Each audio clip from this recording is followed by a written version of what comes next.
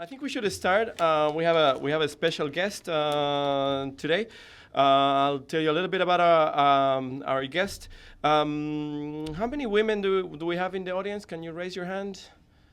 Is it like a half and half? And the other half would be the conscious men that are gonna understand gender in much proper way, hopefully, after this debate. Our guest today is Dr. Nora Nagels. I met Dr. Nagels at a conference in Washington last year, and it was a nice coincidence that she's currently at the University of Montreal. But I thought she could be a really good speaker for a couple of reasons. I mean, one is her own distinctive views and on the issue of gender. She comes from Europe with gender. The gender agenda has been going same like in other places around the world. Stop and go kind of thing. But she also worked in Latin America, and the kind of programs that she worked, it's a little bit of a more this applied notion of how relevant gender is when governments design all sorts of social policies and so on. So it's a little bit of not only the practical side, but the philosophical side of how we take gender in our daily lives. Dr. Nagels studied at the Free University of Brussels. That's where she got her first degree, her bachelor's. Later on, he finished a master's in Latin American studies at the Complutense University in Madrid, which is one of the oldest universities in Europe. Then she worked for the Federal Parliament of Belgium as an eye to a congressman in Belgium. So she had a little bit of that kind of short-lived political career or political exposure kind of thing. I think being close to a politician gives you enough, so maybe you don't want to work with them anymore. And then Dr.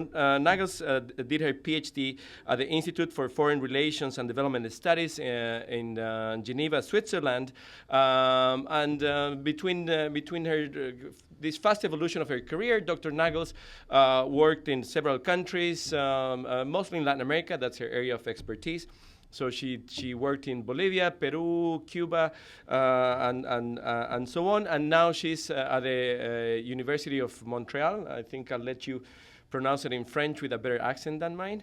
But with that said, I would like you to help me welcome Dr. Nagels to Eastern.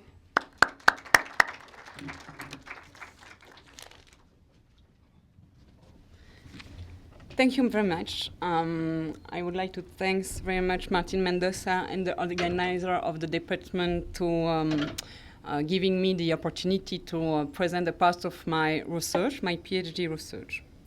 So I will speak about gender and social policies in Latin America, and I will focus my presentation on the cases of Peru and Bolivia. This presentation is divided into 4 parts. Firstly, I will expose my theoretical approach of feminism and gender.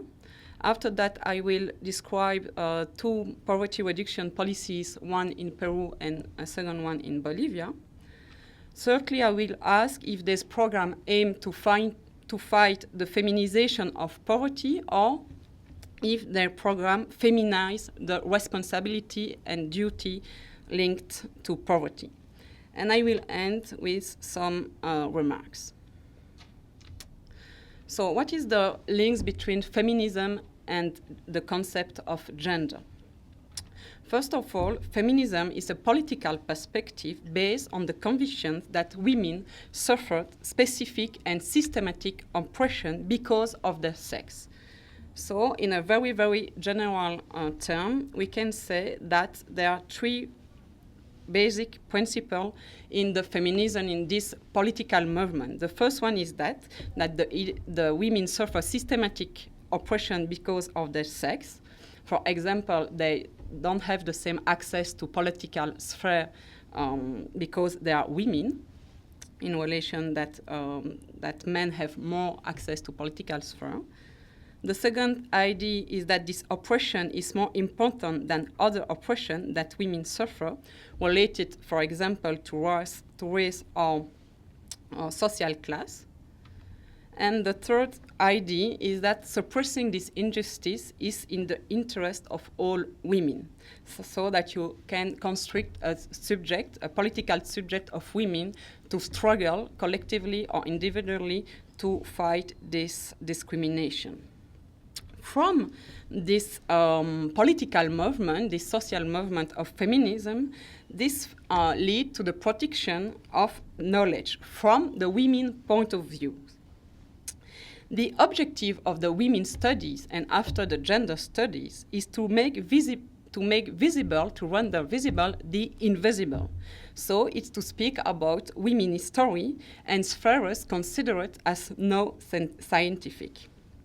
Following the feminist slogan that all is politics, that the private is politics, gender studies and feminist studies analyze the private sphere, the family, the intimacy, and the relationship between men and women in a couple, for example.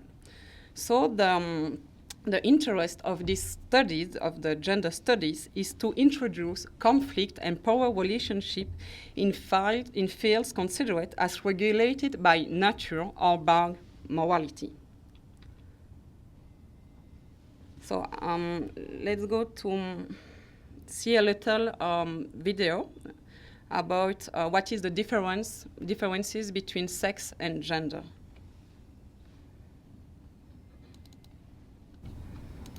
So the difference between sex and gender is sex is supposed to be what somebody is biologically born with. A penis and testicles or vagina and ovary. That is sex, biological sex. And gender is supposed to be, regardless of how somebody was biologically born as, it's how this person identifies. That's the difference between sex and gender. But Judith Butler makes the point that there really actually isn't a difference between sex and gender because sex is already understood as a social construct. She's not saying that people don't have penises or vaginas. What she's saying is that how these are understood are socially constructed. The way that certain societies, namely Western societies, have decided to understand bodies.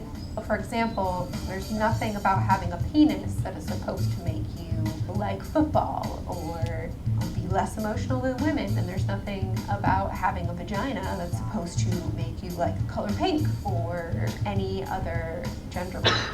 So the whole point is that there's nothing about gender or sex that has any sort of naturalized or essential meaning. While there is this distinction between sex and gender in language, sex being the biology and gender being the presentation, there actually isn't one.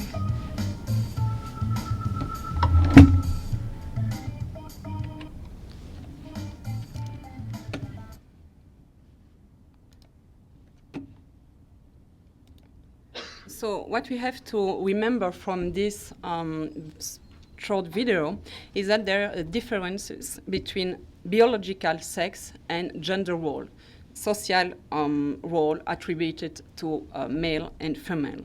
And this kind of differentiation from the biology, the natural thing, come from a very famous feminist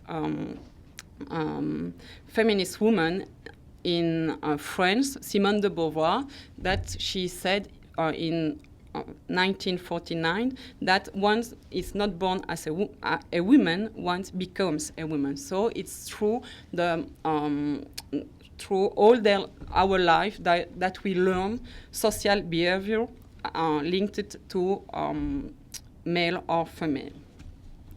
So with the concept of gender, we have to remember that the differences between men and women are socially constructed and not natural. It's not because women give birth and breastfeed children that they are more sensible, that they are sweeter, more emotional, or less rational than men.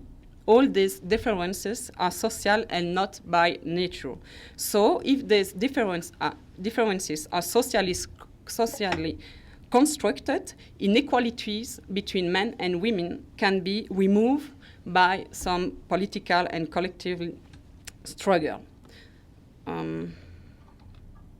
So from this point of view that gender is the social construction of sex, now in the academics there are consensus about the definition of gender, about the definition of Scott about gender. For her, gender is a constitutive element of social relationship based on perceived differences between the sexes, and more important is that gender is a primary way of signifying relationship of power. So from this definition of gender, we can see that there are 4 dimensions in the concept of gender. The first one is that gender is a social construction. So, as I said, this concept is rejecting all form of essentialism or form of an naturalist explanation of differences or inequalities between men and women. There is no by nature essence of masculinity and femininity, but all gender social behavior is learned by men and women during all their life. So it's the first dimension of gender, is that a social construction. The second dimension of gender is that the relational concept is to say that the men and women are constructing in relation to each other. So to study women or men, it's already studying the relationship between men and women. But gender studies focus more on women studies because to compensate the historical invisibility of women. Indeed, the forgotten sex is the female sex because male is considered as universal in the academic science in general, and especially in political science. So the third dimension of gender is that gender is at the intersection of other power relationships. Is to say that the sex categories are not homogeneous, being white or black, heterosexual or homosexual, worker or white collar, do not lead to the same gender experiences. So we speak about the intersectionality on different relationships, so gender, race, and class in general. And fourthly, gender considers that there are social relations between the sexes, between men and women, but that this relationship is socially constructed, but it's unequal. So that there are a power relationship between men and women, and in favor of men. Indeed, in nearly all societies now, the distribution of material, symbolic, economical, and political resources is more in favor of men than of women. Therefore, feminist studies and gender studies are about a system of domination of men on women. So they put a lot of emphasis about this power relationship between men and women. So what is very important to remember here for my presentation is that gender is a social construction between men and women and social relation, and that this social relation is unequal. And this inequality is expressed specifically in the sexual division of labor. Nearly universally, social preference is given to men labor of production in the public sphere. So men are the provider of the productive and in the public sphere, and this sphere is more valuated than the private sphere. And women are in all society seen as the provider of reproductive labor in the private sphere, and there are inequality between the public sphere that it's more valuated and the private sphere and the activity in the private sphere.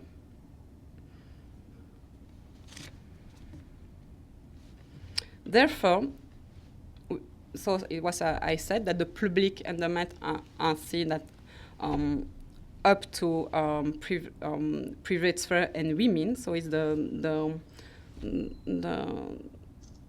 where there are the big differentiation and the big inequality between men and women. And so we can say that men are first seen as abstract individual subject of law, whereas women are first seen as moral, and is the very base of the inequalities between men and women.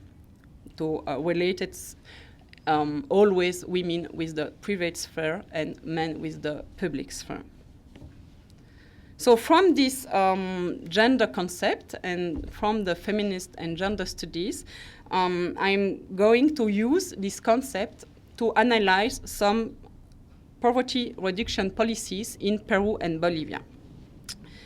My objective was not to analyze the impact of these policies on poverty or on gender indicators, but to highlight the social representation of women inside this policy, how these policies depict women, how this policy represents women inside them.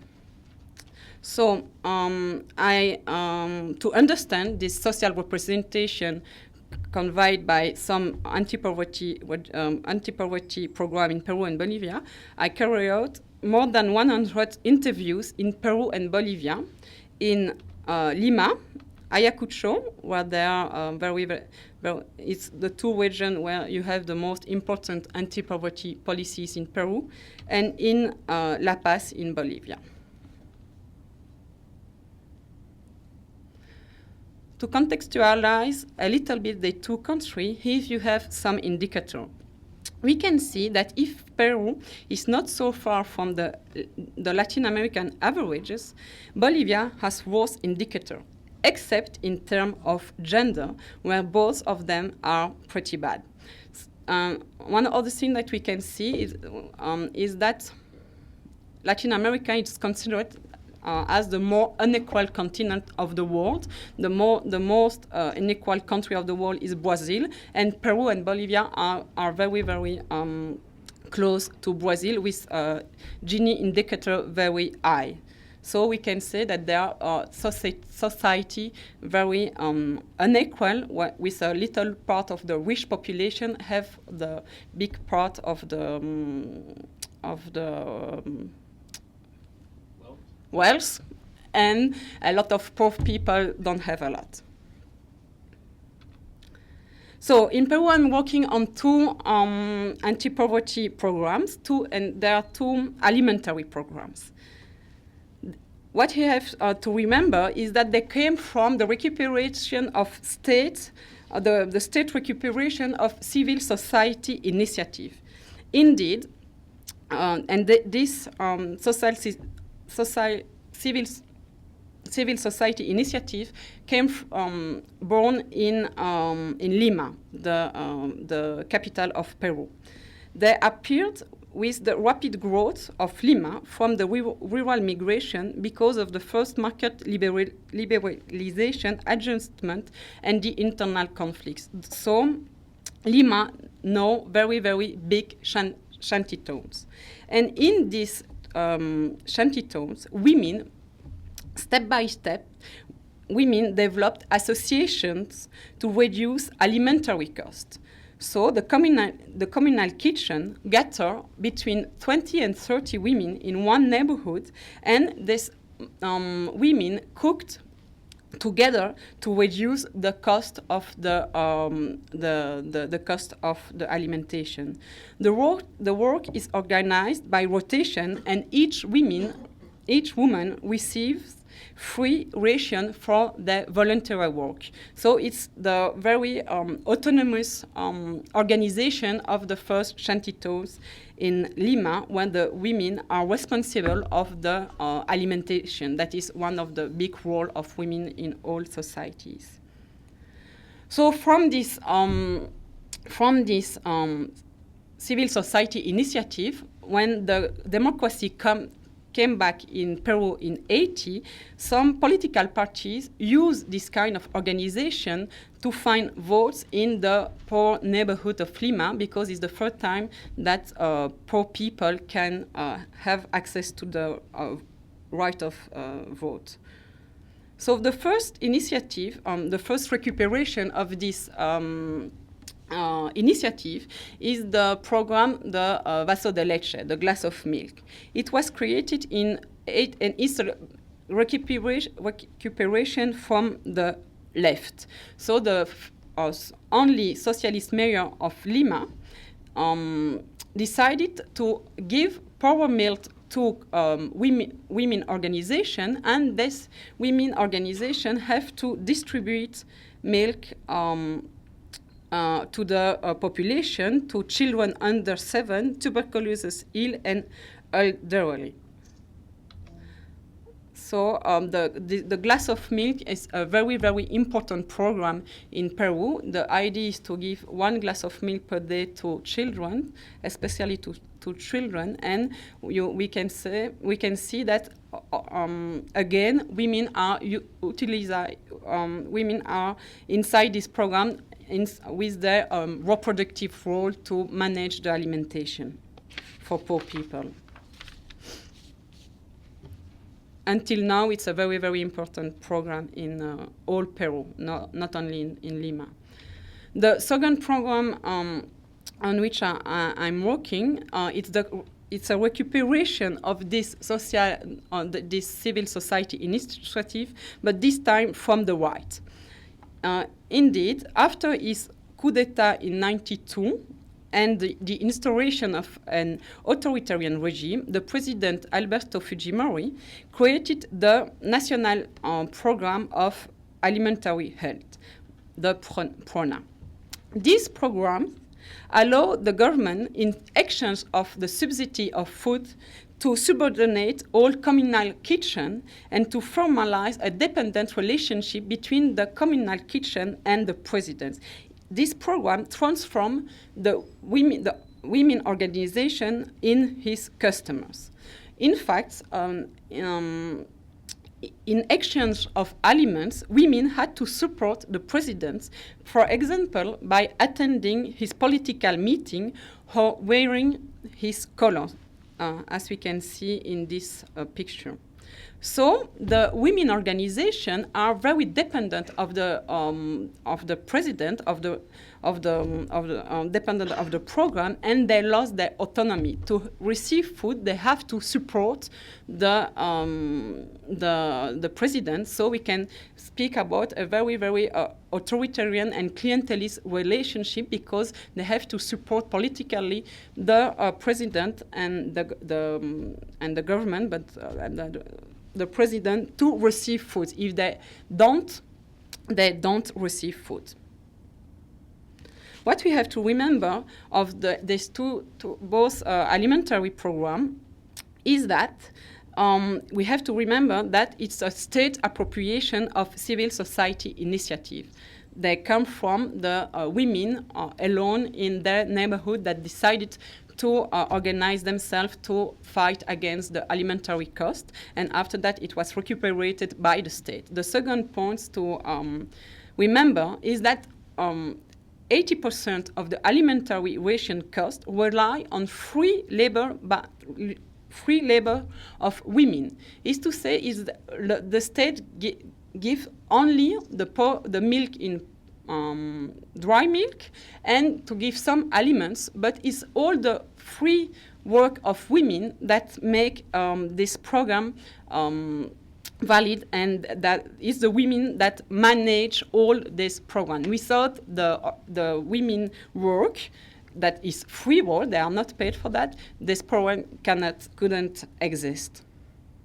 So, and the third point that we have to remember is that the program still very important in Peru, because 75% of poor Peruvian households receive at least one of these both programs.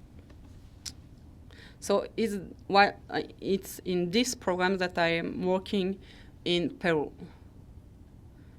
So let's go now to my Bolivia Bolivian case. In Bolivia, I'm working on the bonus that are government grants. So I will begin saying that the context in Bolivia is very, very different from the Peruvian context. Indeed, the election of Evo Morales in 2006 is presented as the election of the first indigenous presidents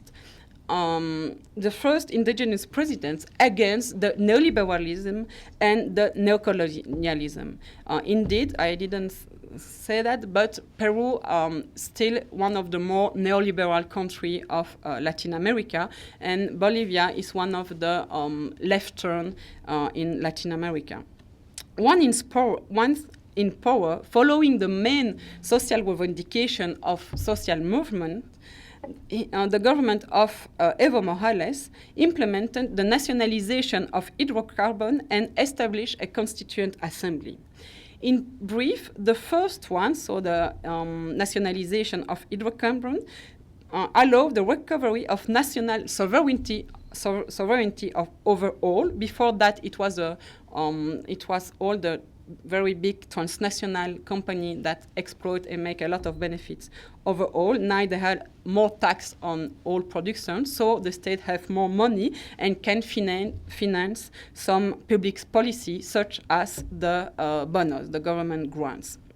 And in 2 words, a new constitution was ratified in 2009, and this constitution recognized collective right to indigenous people. And you can say that the first picture, it's about the day when the referendum about the new constitution is based. Is from there are a lot of social movement from the left that support this new constitution. And the second picture is picture of La Paz, where I did my field work. So, what is the bono? The first one is not the more important here. We have only to remember that, and it's a stipend created in 2006 by the government to translate in a very directly way to translate the new constitution. They have a lot of difficulty to make a big new social policy. So in front of a lot of popular claim for real change in the daily life, the President Evo Morales decided to take some social policies existing in other countries of Latin America. So he decided to take a conditional cash transfer. This conditional cash transfer is related to school, so it's to give money to mother in the condition that the children are going to school during the 8 first years of primary. This granted is distributed by the army and managed by the Ministry of Education. And it's for all the children enrolled in the public school. So it reached a quite big part of the population, 80%, and 33% of the poor people, and 60% of the extremely poor. And this is a household where I did some interviews with beneficiaries of Bono Juancito Pinto. The second grant that on what I'm working is more interesting because it's directly addressed to women, and it's the Bono Juana Zurduy. It's created in 2009, and it gives money on mother under the condition that they are going to prenatal health checkups, that they give birth inside an hospital, medical institution, and that they follow postnatal checkups with their children under until the age of 3. So they receive more or less $265 over a period of 33 months. The benefit, these grants address a very small part of the total population because it depends on the existence of medical centers, and there are very few in rural areas. So, let me go to the third part of my presentation. So about this policy anti-poverty program, I'm asked if they are aiming to reduce the feminization of poverty, or at the contrary, if they contribute to feminize the responsibility of poverty. So the feminization of poverty is a concept that appeared in the mid of the 19th in the development community. And this thesis draw attention to the fact that women are the poorest of the poor.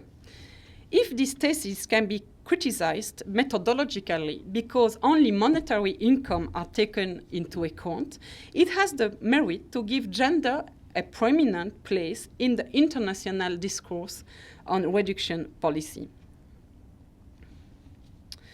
But, however, this quality of the new concept of feminization of poverty, gender has been incorporated in anti-poverty program pragmatically through their feminization without addressing gender inequalities.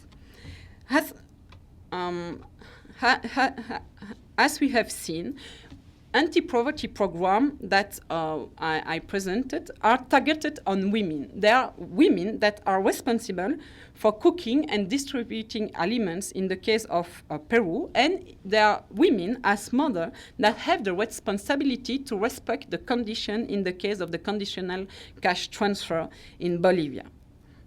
So, if the feminization of anti-poverty program can have some positive effect on women, this positive effect remains largely at the individual and subjective level.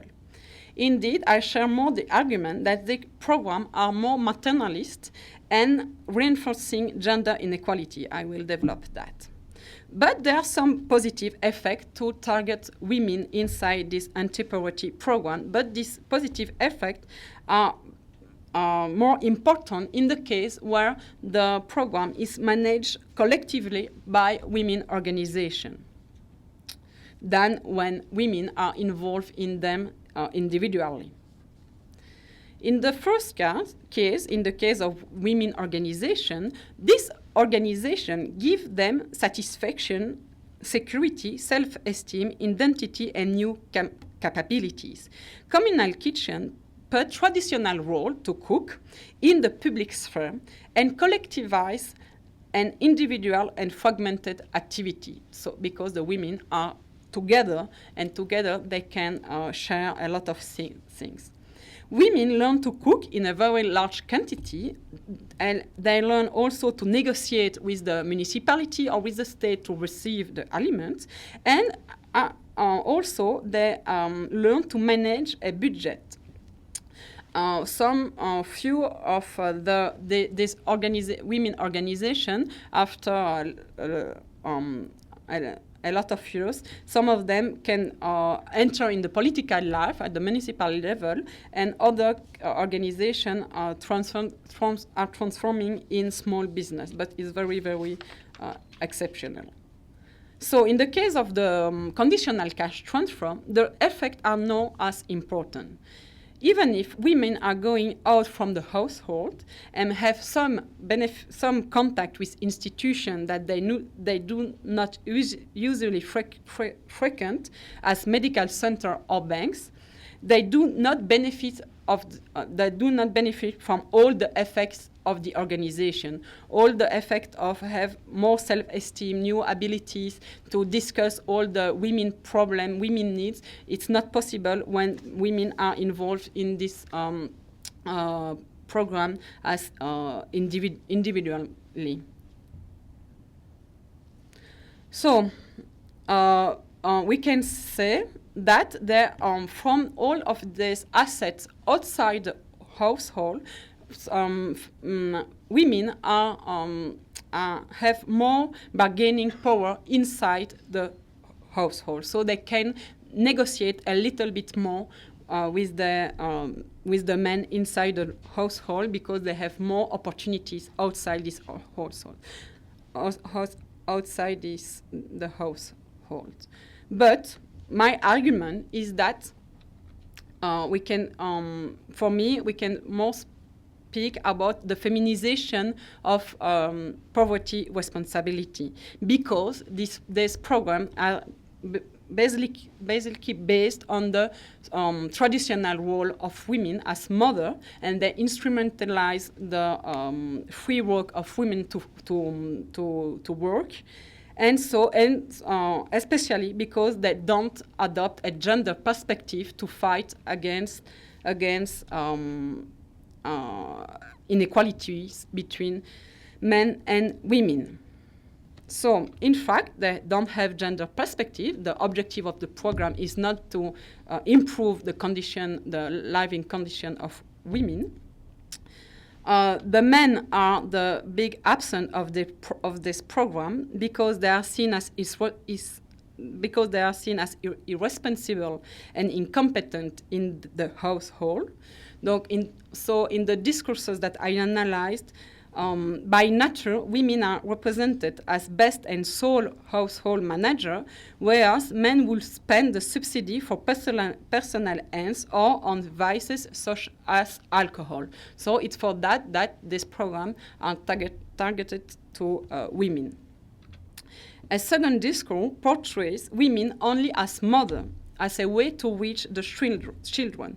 The objective of the program are not to improve the life quality of opportunity of the women, but the life opportunity of their children, born and unborn. So women are seen by nature at the service of the other. So they reproduce the stereotype, the idea, the representation of very traditional representation of gender roles. Consequently, these programs appropriate female free work because this free work is naturalized, is invisibilized. They are not this program. For this program, it's normal, it's natural that the women have to work for free for the other people in the community and in the family.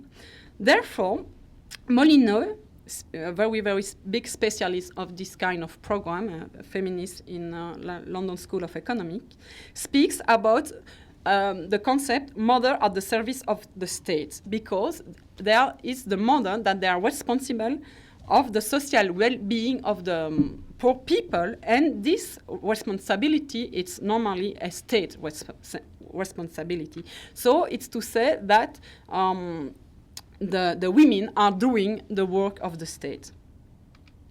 Moreover, the participation in the programs involves extra work for women, reinforcing gender inequalities.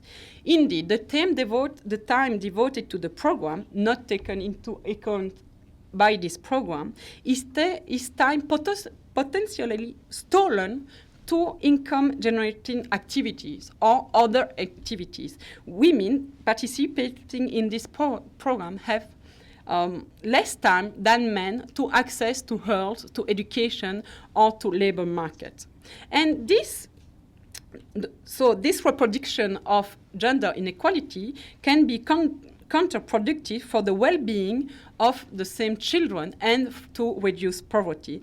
In fact, an emancipated woman with access to education, health, and the labor market leads to the improvement of the life condition of their children, the family, the community, and so leads to the reduction of poverty. So it's for that I argue that in the light of this observation, for me, far from fighting against the feminization of poverty, we can speak more like Jean about the feminization of the responsibility and obligation linked to poverty. They are the women responsible of poverty in this country. So to conclude, I have three remarks. The first one is that if in short term this program may allow to some positive effects for women, as we have seen, in the long term, they reproduce gender inequalities because they reproduce the gender division of work to let the women in the private sphere and to exclude the men from all the domestic work and care unpaid work. So it's the big problem of this programs, and they in long term they are not fighting against gender inequality, so they are not fighting against one of the structural causes of poverty. The second remark is that this program limits the citizenship of women. Far from being recognized as individual citizens, equal in rights and in duties as men, women seem more than rather related only to their family. So I said at the beginning, they are the reproduction of this representation of women related to the private sphere and men related to the public sphere, and so the reproduction of these inequalities between men and women. Now I'm working on the puzzling absence of the gender and development community, international community, because you have a lot inside the United Nations and a lot of the World Bank and so on, with all the international organization about development. You have a very big community about that work on gender and development, and I'm asking why this gender and development international community is absent inside the design and the implementation of this program. So to conclude, my very big conclusion is that the states in Latin America, but elsewhere, still ignore gender inequality in their social policy. So the responsibility of poverty is more on the women than on the states. Thank you very much.